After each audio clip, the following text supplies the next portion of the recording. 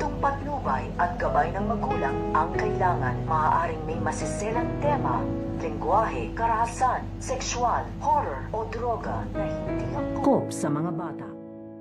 Bago nga tuluyang umalis, ito nga si Lola Susan at ito nga si Josa sa kanilang pagdalaw sa kaibigan nga nito nga ni Lola Susan at natuklasan nga nila dito ang ginagawa nito nga ni Moira at nag-utos pa nga daw ito upang paslangin nga dito ang kaisa-isahang testigo na ito nga daw si Dax. Kaya nga ito nga si Lola Susan ay nakaisip nga ito ng paraan upang mabodyakan nga na dito ito nga daw si Moira dahil bago nga tuluyang umalis ito nga si Josa at ito nga si Lola Susan ay nakita nga nila dito ito nga si Moira. Kaya nga ito nga si Lola Susan ay sinugod nga dito ito nga si Moira at pinagsasampal nga dito nito nga ni Lola Susan ito nga si Moira dahil hindi pa rin daw ito tumitigil ng kanyang kasamaan kahit nakakulong na nga daw ito at imbestado na nga daw dito ang kanyang plano dahil nalaman na nga daw nito nga daw nila Lilith at ni Annalyn ang kanyang binabalak na pagpaslang